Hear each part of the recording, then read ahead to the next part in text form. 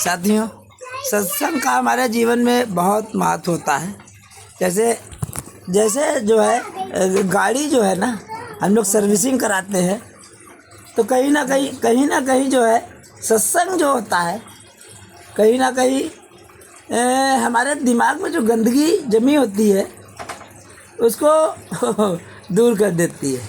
But natural है कि हम मनुष्य योनि में जन्म लिया है तो गंदगी आती ही रहती है।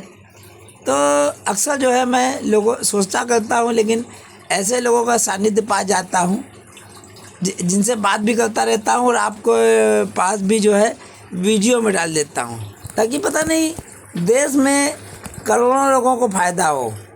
और ऐसे ऐसे उदाहरण आते हैं तो उन उदाहरणों के माध्यम से जो है मैं आपको समस्या के समाधान के लिए प्रयास करता हूँ। अभी मेरे पास क्या कहते हैं, शाहजहाँपुर के एक सज्जन हैं, उनका फ़ोन मैसेज आया था, फ़ोन पे बात हुई तो कुछ ऐसा विवाद चल रहा था। तो हमारे साथ हम मौजूद हैं आलोक गुप्ता जी, स्वागत है आपका। आपके साथ जो है बात करके मुझे बड़ा रिलैक्स मिलता है। सबसे अच्छी बात तो आपको धन्यवाद देता हूँ कि लियोनार्डो दा विंची को मैंने सुना था, लेकिन जो इसको देख लेता हूँ तो लगता है कि आप लियोनार्डो दा विंची हैं। आलोक जी ये बताइए, जरा पास आ जाइए आलोक जी, थोड़ा सा। हाँ, ये बताइए जो संपत्ति जो होती है, संपत्ति का जो हम लोगों का घर होता है कि जो घर में अगर 4 लोगों का परिवार कहा जाए तो रहने के लिए कितनी जगह काफ़ी होती है? एक ही कमरा काफ़ी होता है। एक आदमी रात में सोएगा तो एक ही जगह सोएगा। नहीं, मैक्सिमम अगर 3 कमरे मान लें आइडियल लाइफ में मान लें कि एक ड्राइंग रूम, हाँ, एक ड्राइंग रूम हो गया, एक बेडरूम हो गया, हाँ, एक अपना स्टोर रूम भी हो गया। तो मतलब हमारा ये मानना है कि अगर मान लिया जाए कि आदमी के पास 1000 स्क्वायर फीट ज़मीन है तो और 3 कमरे हैं तो काम चल जाएगा। काम चल जाएगा तो बहुत बन जाएंगे। अगर किसी को समाई ना हो तो 3000 स्क्वायर फीट का भी बना हो तो क्या लगता है? वो भी कम पड़ेगा। हैं?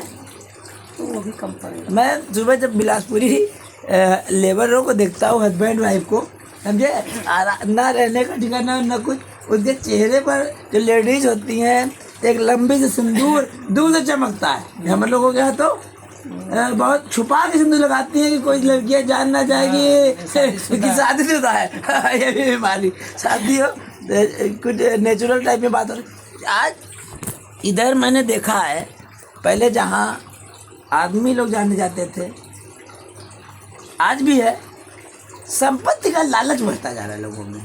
ये क्यों? सब माया का रूप है, कलयुग है? सब उपभोक्तावादी सब ज़्यादातर लोग हो गए, इसलिए ऐसा है। मैं जहाँ शाहजहाँपुर की बात बता रहा हूँ आपको, अभी एक सज्जन की मृत्यु हुई लगभग 77 साल की उम्र में, रामेश्वर दयाल उनका नाम था। उन्होंने जो है संपत्ति का बंटवारा नहीं किया था इत्तेफाक से, और उनकी पत्नी नहीं थी, 2 बेटे और 3 बेटियाँ, सबसे बड़ा बेटा, सबसे बड़ी बेटी। और मैं देख रहा हूँ कि उनके परिवार में तांडव मचा हुआ है। सबसे बड़ा लड़का गठरी ऑफिसर, दूसरी लड़की गठरी ऑफिसर, बाकी 2 लड़कियाँ जॉब में नहीं हैं। सबसे छोटा लड़का एक सरकारी विभाग में पर्सनल असिस्टेंट। सबके पास पैसा है, लेकिन ऊपर के जो सबसे छोटा जो लड़का है वो तो समाज सेवी है, उसको मतलब नहीं है पैसे से, लेकिन 2 हैं गस्टेड ऑफिसर। आपको लगता है कि जो गस्टेड ऑफिसर होता है, गस्टेड ऑफिसर की सोच क्या होनी चाहिए? बहुत विस्तृत होनी चाहिए है? बहुत विस्तृत होनी चाहिए। विस्तृत से क्या मतलब आपका? विस्तृत से मतलब बताइए। विस्तृत मतलब दूर तक सोचने वाला, मतलब विस्तृत का मतलब संपत्ति में त्याग समर्पण। देखिए, कोई किसी के बड़े पद पे होने से, छोटे पद पे होने से तो स्वार्थ का या सामाजिक सरोकार का कोई विशेष मतलब नहीं होता है। तो गरीब आदमी समाज सेवी हो सकता है, एक पैसा वाला आदमी जो है तो समाज के लिए कुछ नहीं सोचता, कुछ नहीं करता, वो तो अपनी अपनी एक संस्कार, जैसे माहौल में रहा बता। हाँ, या जैसा उसको जैसा माहौल मिला या जैसा पूर्वजन्मों के संस्कार हुए, हाँ, तो इस जगह पे इसमें किसी को स्पेशली कहा नहीं जा सकता है नहीं, कि वो अधिकारी है तो उसको ऐसा होना चाहिए। नहीं नहीं, पैसे मतलब अधिकारी और पैसे वाला। अभी लखनऊ का ही एक सिपाही पकड़ा गया, आलोक सिंह शायद नाम था उसका, हाँ, और पुलिस में था, उसकी कम से कम 5 करोड़ की कोठी खाली मिली। अच्छा, उसके अलावा कितना अथाह उसके अंदर पैसा लगा था। तो इतनी छोटी पोस्ट पे होकर के इतनी छोटी पोस्ट वाले को आप छोटी मानसिकता समझ सकते हैं, लेकिन वो भ्रष्टाचार में, स्वार्थ में सबका रिकॉर्ड तोड़ गया कि जिसने 5-10 साल की सर्विस में 4-5 करोड़ बना लिए और उसको साधारण व्यक्ति तो नहीं कहा जा सकता।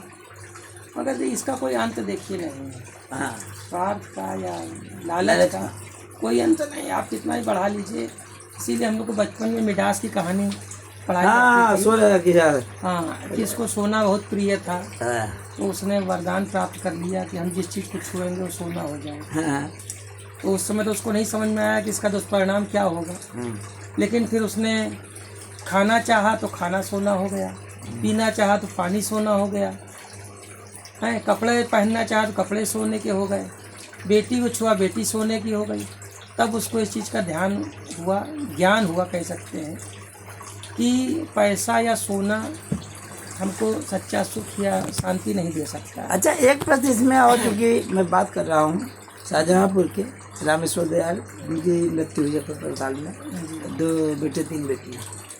तो ऐसा आपको नहीं लगता है जो इधर जो प्रवृत्ति हो गई है लड़कियों की, और एक शब्द होता मायका, ठीक है, तो मतलब मैं ये कह रहा हूँ कि सरकार की अब नहीं, सरकार अच्छाई कहिए कमी कहिए, सरकार ने कानून बनाए हैं अलग अलग तरह के। नहीं, व्यवहारिक दृष्टिकोण पे मैं सरकार में, व्यवहारिक दृष्टिकोण से तो प्राचीन काल से चला आ रहा है हाँ, कि भाई हमने शादी कर दी, काम खत्म। लेकिन अब क्योंकि सरकार ने कानून बनाया है तो कोई भी लड़की नहीं लगता, कोई भी नहीं बहू सर, कर सकती है। मेरी बात हो रही थी, एक पूनम साहू है मुसाहिब, समझे, और एक मुहान में है सरोज जी, 2 लोगों से बात हुई।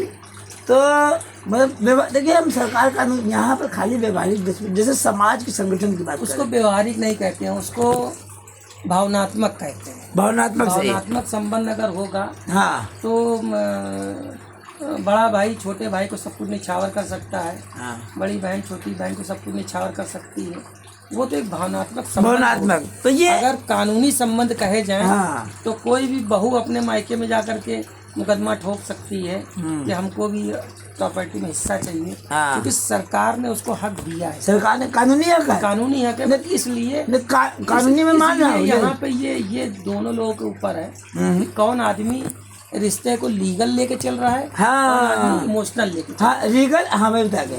तो मैं ये पूछना चाहता हूँ, लीगल और इमोशनल ने जो कि बहुत अच्छी व्याख्या की, तो लगता है कि संबंधों को ज़्यादा समय तक टिकाऊ और निभाने के लिए आपके दृष्टिकोण से तो इमोशनल ही होना चाहिए, इमोशनल होना चाहिए। मतलब उसमें कानून वाले को अगर ऊपर रखा गया तो रिश्तों में, कानून बने बहुत साल हो गए, क्या हर घर में लड़कियां बंटवारा ही थोड़ी करने लगती हैं? लगता है कितने % लड़कियां ऐसी होंगी? मुश्किल से 5%। मतलब 5% लड़कियां ऐसी होती हैं जो भाइयों को तरजीह ना देकर और प्रॉपर्टी को तरजीह देती हैं।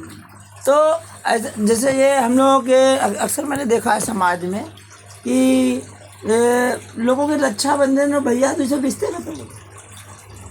अब ये तो भाइयों के ऊपर है कि वो इस चीज़ को बुरा मानते हैं कि भला मानते हैं, क्योंकि जब एक ही पिता की संतान सब है, हाँ, चाहे वो स्त्रीलिंग हो चाहे वो नहीं, भावनात्मक उसमें जो आपने, हाँ नहीं वो बात ठीक है, लेकिन बताया ना जब सरकार ने नहीं दिया है। अब ऐसे तो प्राचीन काल में सती प्रथा का अधिकार था, हाँ, हाँ, है, विधवा रहने के लिए वृंदावन में रहने का अधिकार था, सामाजिक मान्यता थी कि लड़की विधवा होगी तो बाल उसके बाल नहीं रहेंगे, वो हमेशा गंजी रहेगी, हमेशा सफेद वस्त्र पहनेगी, वृंदावन में अपना सिर्फ राम धुन या कृष्ण धुन सिर्फ बोलेगी। लेकिन सरकार ने कानून बनाया कि नहीं, विधवा विवाह हो सकता है, हाँ, वो लड़की दूसरी शादी कर सकती है, वो लड़की लाल साड़ी भी पहन सकती है।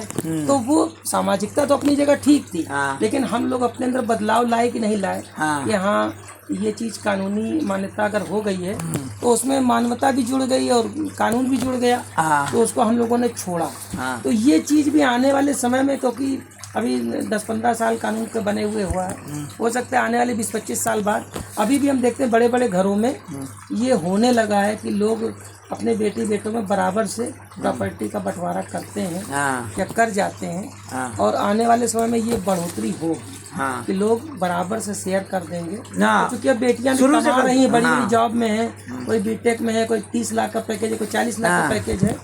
तो पिता भी माता पिता भी उनको चाहते हैं कि बेटी को भी बराबर से शेयर मिले। तो ये भावना अगर बढ़ेगी तो फिर उसको परंपरा में से मानो या ना मानो एक अलग बात है। बाकी इस रिश्ते तो ये भावनात्मक होते हैं, भावनात्मक कि होते हैं। आप हाँ कि आप जैसे त्याग किया, हाँ त्याग करेंगे, त्याग में प्रगाढ़ता आती है। हाँ प्रगाढ़ता आती है। नहीं, बहुत जगह भाई नहीं बुरा मानते हैं, बहुत जगह बुरा मानते हैं कि ले हमसे बंटवारा कर लिया। तो कहीं कहीं संबंध खराब भी हो जाते हैं, कहीं कहीं नहीं खराब होते हैं, अच्छे बने रहते हैं।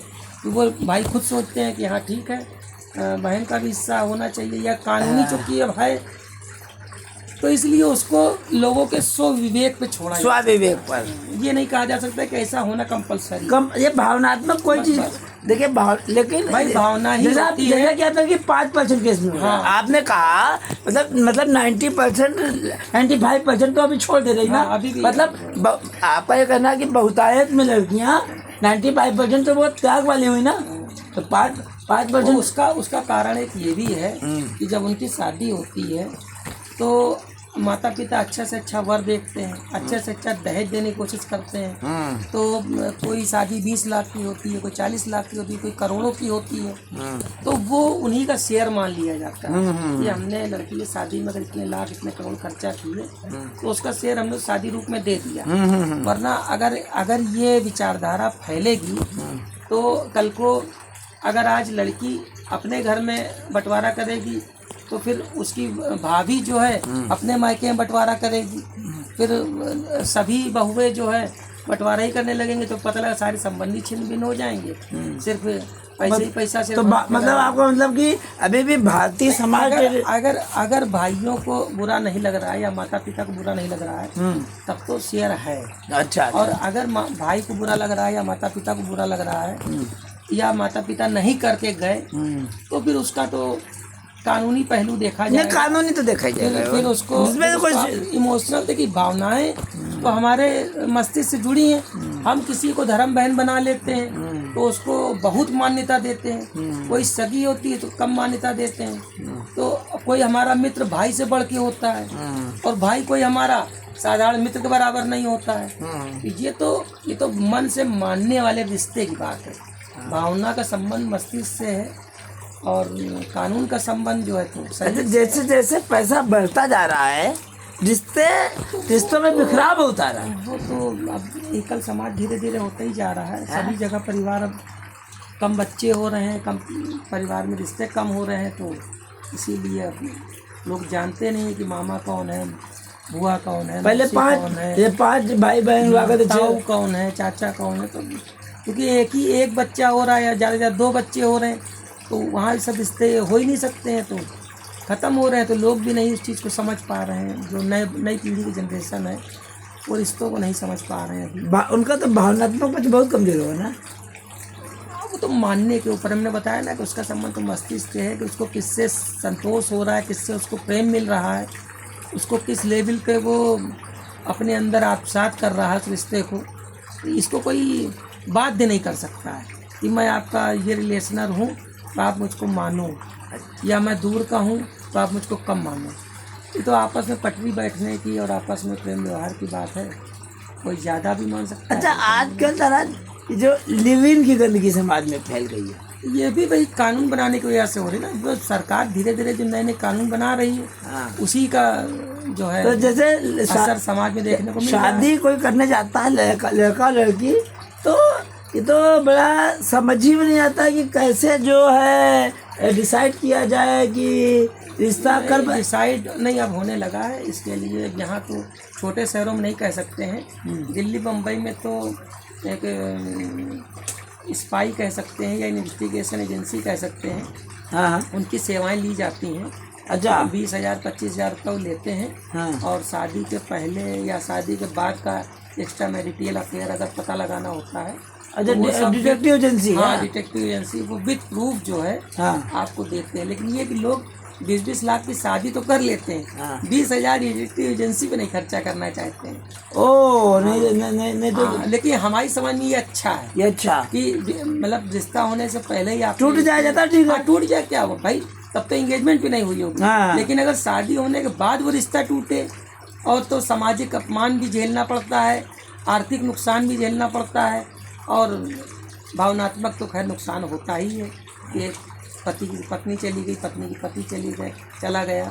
तो ये हमारी समझ से ज़्यादा सही है कि प्रैक्टिकल होना चाहिए। सरकार ने कानून बना दिया है। अच्छा, मजे की बात की और है, सरकार ने कानून बना दिया है तो इसीलिए लोग मिसयूज बहुत कर रहे हैं। लड़के तो हमेशा विवाह पूर्व विवाह पश्चात संबंध बनाने में आगे रहे। अब लड़कियां इस चीज़ का उपयोग कर रही हैं। अच्छा, इसकी आड़ में जो लड़कियां डरती थी पहले या पहले उनको भय होता था समाज का, परिवार का, वो खत्म हो गया है। अच्छा अच्छा। अब उस कानून की आड़ में मतलब लिव इन का कानून ये है कि अगर 18 साल की लड़की बालिग हो चुकी है किसी भी लड़के के साथ, चाहे विजाती हो चाहे विधर्मी हो, अगर उसके साथ किसी कमरे को किराए पे लेके साथ में रह रही है तो उसके माँ बाप ने, लड़की के माँ बाप ने, लड़के के माँ बाप ऑब्जेक्शन नहीं कर सकते हैं। ऑब्जेक्शन प्रतिरोध तो कर सकते हैं लेकिन उनको अलग नहीं कर सकते हैं। ना अलग रहने पर उनको बाध्य कर सकते हैं क्योंकि कानून उनको सुरक्षा दे रहा है कि वो बालिग हैं, अपनी ज़िंदगी अपनी तरह से जीने का अधिकार है। हालांकि भारतीय संस्कृति के हिसाब से बहुत ही घटिया, बहुत ही गंदा नीच काम। हाँ, लेकिन अब चूँकि वो कानून है, दूसरी बात कुछ आज़ादी है कि माँ बाप देख ही नहीं पाते हैं। दूर शहर में हॉस्टल में लड़कियाँ पढ़ रही हैं, दूर शहर में लड़कियाँ जॉब कर रही हैं, तो वो अकेलापन व्यतीत करने के लिए किसके साथ रह रही हैं, कैसे रह रही हैं, तो ये कोई समझ भी नहीं पाता। वो छुपा भी जाती हैं। उसके बाद एक से छोटी दूसरे के साथ रहें, दूसरे छोटी तीसरे साथ रहें। हालांकि ये विवादास्पद विषय है और विवादास्पद बोल भी हो सकते हैं क्योंकि इसी चीज़ को अनिरुद्धाचार्य जी ने भी कहा था कि 25 साल की लड़की की अगर शादी नहीं हुई तो 5 जगह मुँह माराती। ये शब्द गलत है, ये नहीं कहना चाहिए और सारी लड़कियों के ऊपर ये लागू भी नहीं होता है।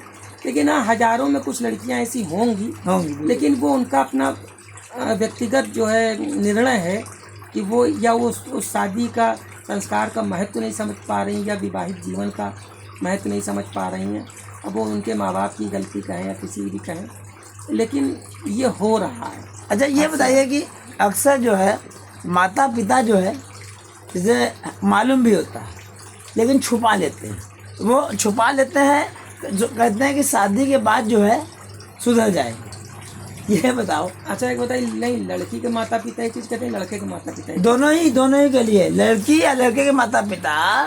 तो ये बताइए कि ये क्या संभव है? कभी कभी ऐसा होता है कि जब दोनों एक नाव पे सवार हैं, दोनों एक ही काम करके आए हैं, दोनों एक दूसरे को एक्सेप्ट कर लेते हैं और ज़िंदगी अच्छी चलती है। अब कभी ये होता है कि एक आदमी ने ये काम किया है, एक आदमी ने ये काम नहीं किया है, तो वहाँ पे विरोध भी होता है और संघर्ष भी होता है और तलाक भी होता है। मतलब ये सब चीज़ें हैं आज समाज में जो है ना कहीं ना कहीं। एक चीज़ और है, जैसे मेरठ में एक मुस्कान कांड हुआ था कि विवाह के बाद जो है जो तो इससे तब से तो सैकड़ों केस आ चुके हैं। मैरिटल एक्स्ट्रा मैरिटल हो रहे हैं, ये भी बड़ी चिंताजनक स्थिति है। उसका कारण अब बहुत बोल्ड सब्जेक्ट है ये कि उसका कारण एक मेरी समझ से तो ये है कि पहले मोबाइल नहीं था तो ना आदमियों के पास ज्ञान था, ना लड़कियों के पास, औरतों के पास ज्ञान था। आज मोबाइल की वजह से हर तरह का ज्ञान मुफ्त में उपलब्ध है। तो जो चीज़ें नहीं लोग जानती थी, लड़कियां औरतें जिस पर बात नहीं करती थी, जिस मदर के सिवा, वो सारी चीज़ें अब ओपन हो चुकी हैं, वो सारी चीज़ें जान चुकी हैं। तो वो अब अपना प्रतिरोध दर्ज कराती हैं और जब देखती हैं कि हमारा पति कहीं दूसरे से अफेयर में लगा है तो वो बदला निकालने के लिए कह लो, चाहे अपनी संतुष्टि के लिए कह लो, वो भी दूसरी जगह लग जाती हैं। तो अब उसमें किसको बुरा? नहीं, जरूरी है कि दोनों लगे हों। नहीं, एक लगा है तो उसको देख के दूसरा लग जाता है ना, कि वो कर सकता है तो मैं क्यों नहीं कर सकता, या मैं क्यों नहीं कर सकता। नहीं, जैसे मेरे को मुस्कान कराने ले उसमें तो नहीं लगा था, वहाँ नहीं लगा था। ये निश्चित नहीं है कि दोनों एक को देख के लगेगा, सिंगल भी नहीं। वो तो ये कि जब किसी को कहीं जीवन काटना है तो वो तो बदले के लिए कर सकता है, और जिसको जीवन नहीं काटना इस तरह से तो वो तो फिर सोचता है कि इसको रास्ते से हटा दो तो हमारा निष्कंटक हो जाए मार्ग, तो हम जो चाहे करें, कोई हमको रोक नहीं। आजकल देख नहीं रहे हैं कि कम उम्र के लोग किसी का साथ से प्रेम हो गया है। कारण इसका यही है कि लोग टाइम से शादी नहीं करते, इसका सबसे बड़ा, क्योंकि प्रकृति अपना काम लाखों साल से आज भी उसी तरह वक्त से कर रही है। आज भी 16 साल की लड़की जवान हो जाती है, 18 साल का युवक जवान हो जाता है। सरकार ने इसीलिए विवाह की आयु लड़कियों के लिए 18 वर्ष और लड़कों के लिए 21 वर्ष रखी है। और ये सब प्राकृतिक चीज़ें हैं, अपने आप एक समय के बाद वो बाप बनने के लायक हो जाता है युवक, और लड़की माँ बनने के लायक हो जाती है। और उसी तरह से उसकी शरीर में जो है हार्मोनल एक्सचेंज होते हैं, हार्मोनल बदलाव होते हैं जो उनको उत्तेजित करते हैं या उस तरह का करते हैं, क्योंकि वो प्रकृति है, उसमें हमारा कोई दखल नहीं। अगर आपको बाथरूम लगेगी तो आप क्या ये कह सकते हो कि हम पूरा दिन बाथरूम अच्छा आज नहीं करेंगे, मैं बहुत बिजी हूँ, नहीं हो सकता है। इसी तरह अगर कोई युवा है तो क्या वो विपरीत लिंग की तरफ आकर्षित नहीं होगा, ऐसा हो ही नहीं सकता है। और अगर ऐसा हो रहा है समझ लो फिर वो साधारण व्यक्ति नहीं है, फिर वो विवेकानंद और स्वामी दयानंद सरस्वती के लाइन का आदमी है, और फिर वो उसको उसी लाइन में जाना चाहिए, और या फिर उसके अंदर कोई शारीरिक कमजोरी है। हाँ, तो ये तो हम नहीं कह सकते हैं कोई 30 साल तक कुंवारा रहा या 30 साल 32 साल तक लड़की, अब वो एक बोल्ड सब्जेक्ट, उसमें कुछ बोलना, विवादों को न्योता देना है।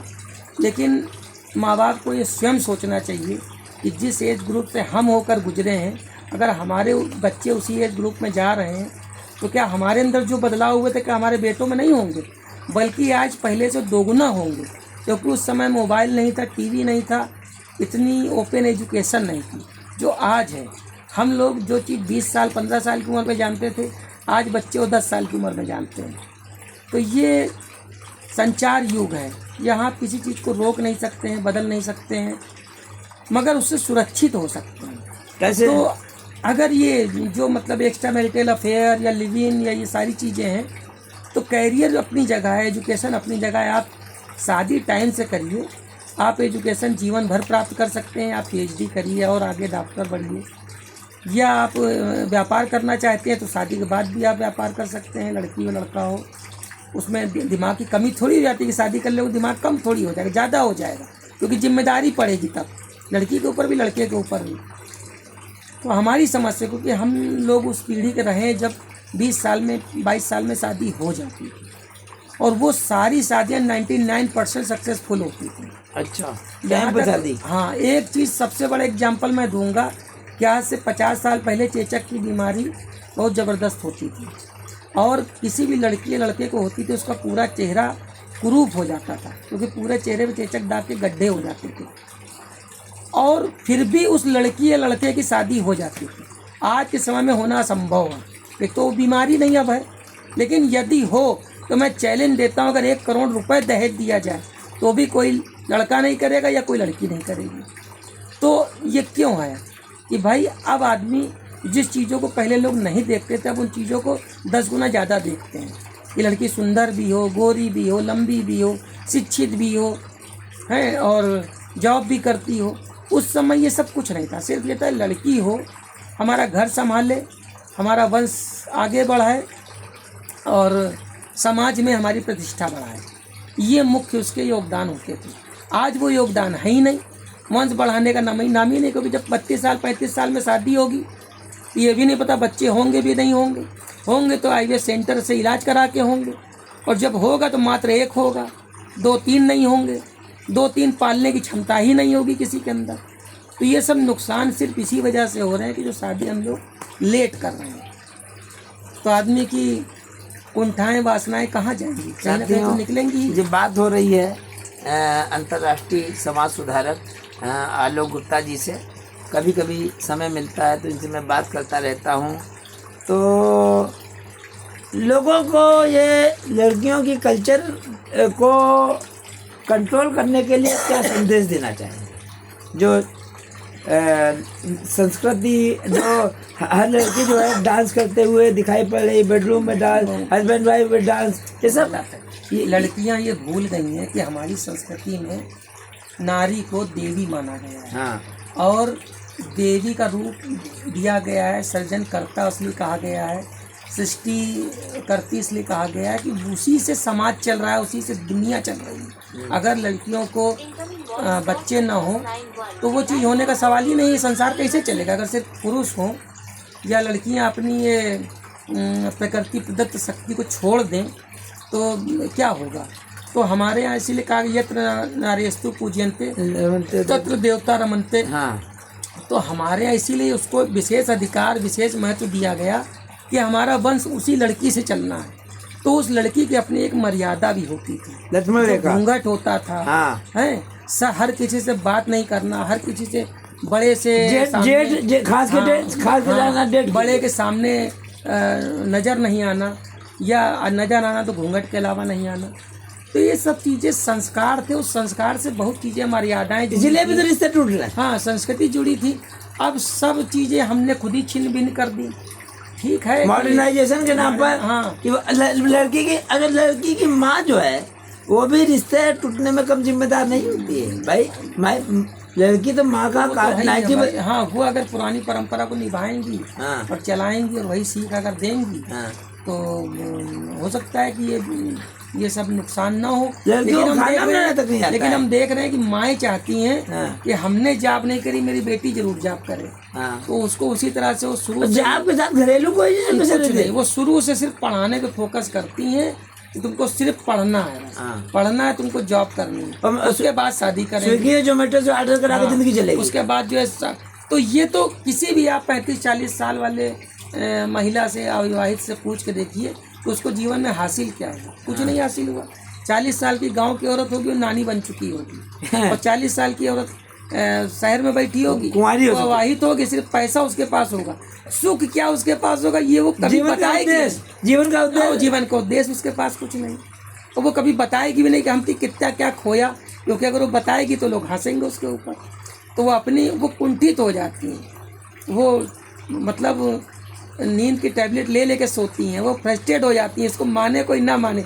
मैं एक नहीं सैकड़ों एग्जाम्पल जानता हूँ। अच्छा, हाँ, कि मतलब नींद की टैबलेट लेके सोती है। अरे भैया 40 साल की एज हो जाएगी, पति तुम्हारे पास है नहीं, परिवार के नाम कुछ है नहीं, जॉब कर रही हो प्रदेश में, बच्चे हैं नहीं, तो तुम किसके सहारे जी रही हो? किसके सहारे तुम्हारा जो है टाइम पास? डिप्रेशन में आत्महत्या भी कर लेती है। अब तो भाई है, फिर या तो वही है कि किसी की फिर वो जबरदस्ती की जो है बन जाती हैं, सेकेंड वाइफ बन जाती हैं, कुछ भी हो जाता है। अच्छा, एक आध किया था भी, जैसे आपने देखा एक स्वीपर था, उसने अपनी वाइफ को पढ़ाया, तो उसके बाद रिश्ता तोड़ रही है। हाँ, तो वो क्या स्टेटस में चेंज हो जाएगा तो करवे करेंगी।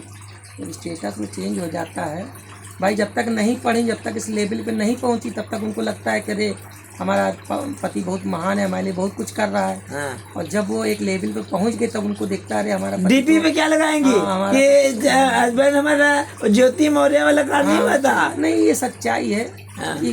इसीलिए ये एक सच्चाई भी, इसीलिए कोई भी लड़की किसी भी बड़े पद पे हो या किसी बड़ी सैलरी पे हो, अपने से कम सैलरी वाला या अपने से कम पद वाले से शादी नहीं करना चाहती। अच्छा, हाँ, कोई नहीं करता। अगर वो उसकी सैलरी 60,000 है, 50,000 वाले लड़के शादी नहीं करे, चाहे कुंवारी रहे जीवन। अब इसका कोई कारण कोई हमको बताए कि शादी सैलरी से हो रही कि आदमी से हो रही है। अगर सैलरी 50,000 है तो आपको क्या दिक्कत? अगर 40,000 का पता होगा तो क्या नहीं करेंगे, नहीं करेंगे। अगर वो 60,000 पाती है तो उनको 70,000 वाला लड़का चाहिए, मतलब 40,000 नहीं करेंगे, चाहे कुंवारी कुछ भी हो जाए।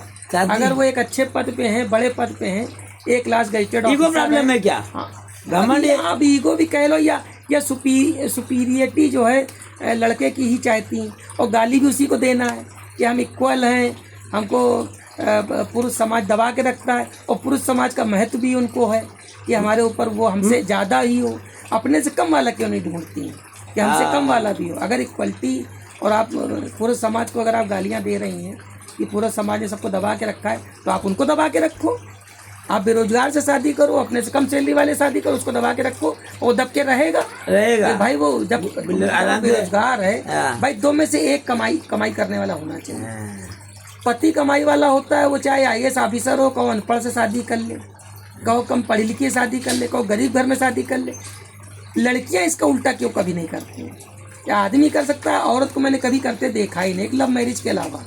अच्छा, अरेंज मैरिज में कोई लड़की नहीं करती, तो भले उसकी शादी ना हो जीवन भर, वो मंजूर है, लेकिन करती नहीं है वो। साथियों, आज ये मुझे थोड़ा समय मिला तो हमारे फ्रेंड हैं, अंतर्राष्ट्रीय जो है समाज सुधारक है, हर साल शादी करते हैं, काउंसलर हैं, आलोक गुप्ता जी, धन्यवाद। ऐसे ही आप समय देते रहिए, समाज को एक नई दिशा मिलेगी।